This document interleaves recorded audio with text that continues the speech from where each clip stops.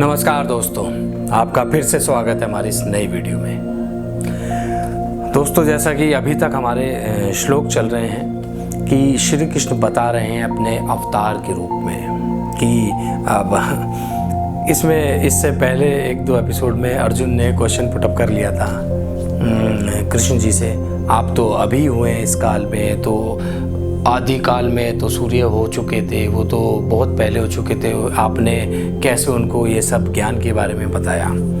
और तो उसमें श्री कृष्ण जी कहते हैं कि भाई मेरा जन्म तो सदियों से होता रहा है, अलग अलग रूप में होता आ रहा है, और मैं तो जब मन करता हूँ, जब पृथ्वी पर जन्म ले लेता हूँ, जब पाप ज़्यादा बढ़ता है तो मैं तब आ जाता हूँ, धर्म की दोबारा स्थापना करने आ जाता हूँ। तो भगवान तो भैया कुछ भी कर सकते हैं। अब बात ये आती है, अब वही इसी से रिलेटेड बिल्कुल एग्जैक्टली जो मैंने बोला, धर्म की स्थापना करने के लिए, पाप का नाश करने के लिए मेरे से लोग क्वेश्चन करते हैं, भाई इतने सारे भगवान हैं हमारे, भाई ब्रह्मा जी हैं, विष्णु जी हैं, महेश हैं, जो टॉप पे हैं, मतलब जो जिनकी जो सबसे कहते हैं ना घर में परिवार में सबसे एल्डर हैं, तो वो सबसे पहले हमारे भगवान हैं, सबसे शीर्ष पे बैठे हुए हैं। तो फिर क्या ज़रूरत हो गई श्री राम के आने की, श्री कृष्ण के आने की? तो दोस्तों, इसका सिंपल सा जवाब ये है, सीधा सा आंसर है कि भगवान तो सीधा धरती पर नहीं आ सकते हैं, परंतु सीधा आएंगे। आप इतने तो अच्छे इंसान नहीं है, आपने इतने अच्छे कर्म तो किए नहीं कि आपको सीधा भगवान के दर्शन हो जाएं, ठीक है। और उनकी फिर ये लीला कैसे चलेगी? अगर वो आके ख़त्म कर दें 1 सेकंड में, सबको पाप का विनाश कर दें, तो लीला कैसे चलेगी? एक एग्जाम्पल कैसे सेट होगा सृष्टि के अंदर कि भैया अच्छे कर्म करने चाहिए, बुरे कर्म नहीं करने चाहिए? तो समय समय पर, जैसे श्री राम जी के त्रेता युग में हुआ था कि रावण का बहुत अहंकार बढ़ गया था, राक्षस ने लोगों के ऊपर अत्याचार किया था, पाप बहुत बढ़ गया था। तो धर्म की दोबारा स्थापना करने के लिए विष्णु भगवान ने श्री राम के रूप में अवतार लिया और एक कहानी रची, एक लीला रची, कैसे लोगों के सामने समक्ष एक एग्जाम्पल सेट किया जाए। रावण पैदा हुआ, वो राक्षस जाति का मनुष्य था, हालांकि आधा ब्राह्मण था, आधा राक्षस जाति का था, पर उसकी जो प्रवृत्ति थी वो कंप्लीटली राक्षस जाति की थी। भले ही यहाँ वो जाति से ब्राह्मण था, परंतु जो उसकी प्रवृत्ति थी वो राक्षस जाति की थी। आधा राक्षस था, आधा ब्राह्मण था, परंतु संपूर्ण उसकी प्रवृत्ति राक्षस जाति की थी। तो रावण पैदा हुआ, उसने अत्याचार किए, पाप बढ़ा, तो श्री राम ने धर्म की स्थापना के लिए कहानी रची, एक लीला रची और रावण को मारा। इसलिए मनुष्य रूप में उन्होंने अवतार लिया था। सेम मनुष्य रूप में कृष्ण जी ने अवतार लिया था, जहाँ कौरव पांडवों के बीच धर्म का युद्ध हुआ, तो जहाँ पाप बढ़ा तो पाप को ख़त्म करा, दोबारा से धर्म की स्थापना करी। और आगे भी ऐसे ही भगवान जन्म लेंगे मनुष्य रूप में, जहाँ जैसे जैसे पाप बढ़ता जाएगा मनुष्य रूप में भगवान अवतार लेते रहेंगे। तो ये कारण है कि हमारे जो सनातन धर्म में समय समय पर युग युग में भगवान आते रहते हैं और मनुष्य रूप में अवतार लेते रहते हैं। ये मैं जवाब अर्जुन को भी दे रहा हूँ, जो इससे पहले एपिसोड में अर्जुन ने क्वेश्चन पुटअप किया था कि आप तो थे नहीं और आप कहाँ से आ गए, और ये तो अभी वर्तमान समय में अभी हाल ही में आए हैं। अब तो ये है कि भगवान तो मनुष्य रूप में युगों युगों में आते ही रहते हैं, धर्म की स्थापना करने के लिए और पाप का विनाश करने के लिए आते ही रहते हैं और आते ही रहेंगे। तो सिंपल सा ये बातचीत थी आपके सामने, तो जो मेरे मन में था मैंने आपको बताया। और मेरे से बहुत लोग पूछते भी रहते हैं कि भैया इतने क्यों आते हैं आपके भगवान? भैया इसलिए हमारे भगवान आते हैं, जब पाप बढ़ता है ना, और पाप बढ़ रहा है अभी, फिर आएंगे, रुको थोड़ा बहुत रुको, आएंगे दोबारा। तो बातचीत का सेगमेंट आज इतना ही रखते हैं, बढ़ते हैं अब श्लोकों के उच्चारण की ओर। तो बढ़ते हैं श्लोक नंबर 9 की ओर। जन्म कर्म च मे दिव्ययम यो वेत्ति तत्वतः त्यक्त्वा देहम पुनर्जन्म नैति मामेति सो अर्जुन। श्री कृष्ण कहते हैं अर्जुन से कि हे अर्जुन, मेरा जो जन्म है, मेरा जन्म और मेरा कर्म दिव्य है। दिव्य मतलब अलौकिक है, निर्मल है। तो इस प्रकार जो मनुष्य इस तत्व को जान लेता है वो शरीर को त्याग कर फिर से दोबारा जन्म को प्राप्त नहीं होता, किंतु मुझे ही प्राप्त होता है।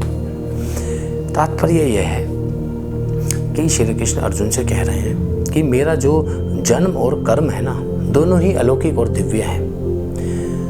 और जो मनुष्य, जो प्राणी इस तत्व को जान लेता है, इस तत्व को जो मनुष्य प्राणी जान लेता है, वो दोबारा फिर जन्म नहीं लेता। वो जन्म और मृत्यु के इस चक्र से, इस लाइफ साइकिल से ना मुक्त हो जाता है। वो उसे सीधा मेरी प्राप्ति होती है। मेरी प्राप्ति मतलब यानी कि उसे सीधा मोक्ष की प्राप्ति होती है। वो इन सब चक्रों से मुक्त हो जाता है। तो बढ़ते हैं श्लोक नंबर 10 की ओर। वीतराग भय क्रोधा मनमया मामूपा श्रुता बहवो ज्ञानतपसा पूता मद्राव मागता। तो इसका भावार्थ ये है कि पहले भी जिनके राग भय क्रोध सर्वथा सभी नष्ट हो गए थे और वो मुझ में प्रेम पूर्वक रहते थे, ऐसे मेरे आश्रित रहने वाले बहुत से भक्त उपर्युक्त ज्ञान रूप तप से पवित्र होकर मेरे स्वरूप को प्राप्त हो चुके हैं। अब इसका तात्पर्य यह है कि जिन लोगों के मन से राग भय द्वेष क्रोध सभी नष्ट हो गया और जो प्रेम पूर्वक मुझ में रहते थे, मतलब मेरा गुणगान करते थे और मेरे कहे वचनों पर पथों पर चल रहे थे, ऐसे मेरे आश्रित रहने वाले भक्त, मेरे ऊपर आश्रित रहने वाले भक्त उपर्युक्त ज्ञान तप से पवित्र होकर, उपर्युक्त ज्ञान तप कौन सा है? जो ऊपर ज्ञान का तत्व श्री कृष्ण जी ने बताया अपने बारे में। जो मनुष्य, जो साधु इस तत्व को जान लेते हैं, वो मेरे स्वरूप को प्राप्त हो जाते हैं। मेरे स्वरूप को मतलब मुझे पा लेते हैं, उन्हें मोक्ष की प्राप्ति हो जाती है। ऐसे लोगों को जो राग भय द्वेष क्रोध से मुक्त हो जाते हैं, वो पहले भी रहते थे, परंतु मेरे इस तत्व को जानने के बाद वो सीधा मेरे अंदर समा जाते हैं, मोक्ष को प्राप्त हो जाते हैं। तो बढ़ते हैं श्लोक नंबर 10 की ओर।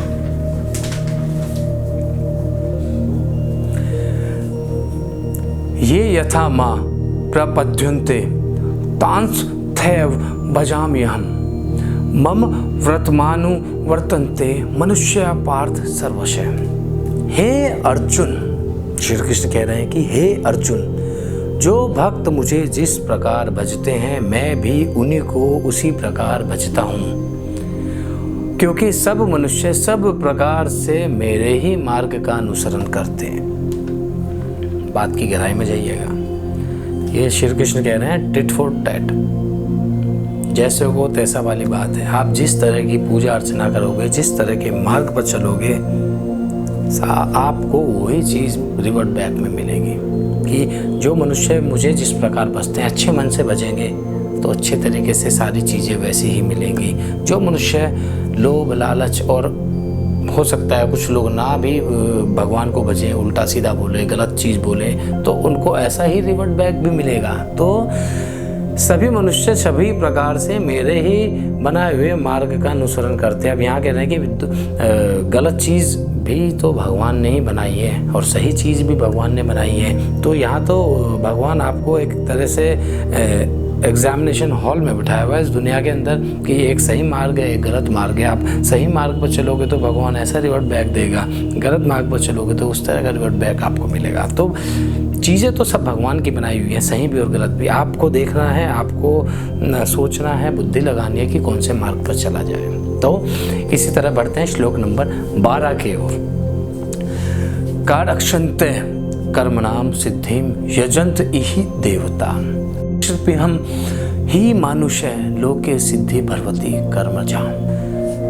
भावार्थ ये है, इस मनुष्य लोक में जो मनुष्य होते हैं ना, वो सकाम सत्कर्मों को करते हुए, सकाम कर्मों को का फल चाहने के लिए ना देवताओं का आह्वान करते हैं, उनका यज्ञ करते हैं, उनका पूजन करते हैं। और ऐसा करने से उन्हें शीघ्र फल भी मिल जाता है, परंतु वो भूल जाते हैं कि देवता भी हैं, अपनी जगह हैं। देवता क्या है? ईश्वर का अलग प्रकार नहीं है। जैसे विष्णु जी हैं, विष्णु जी के अवतार हैं कृष्ण, और विष्णु जी के और भी अवतार थे, श्री राम भी थे। तो देवता उनके अवतार नहीं है, उनके प्रकार नहीं है, देवता ईश्वर के अंश हैं, एक उनमें से उनका एक अंश है। विभिन्न बहुत सारे अंश हैं ईश्वर के, उसमें से एक अंश देवता है। तो देवताओं का पूजन करने से उन्हें फल तो मिल जाता है, सिद्धि मिल जाती है, उसका रिजल्ट मिल जाता है उन्हें, परंतु वो भूल जाते हैं कि ईश्वर भी उनसे ऊपर है। बात को गहराई से समझ रहे हैं? तो दोस्तों, आज की वीडियो में इतना ही। मिलेंगे अगली वीडियो में, तब तक के लिए राधे राधे।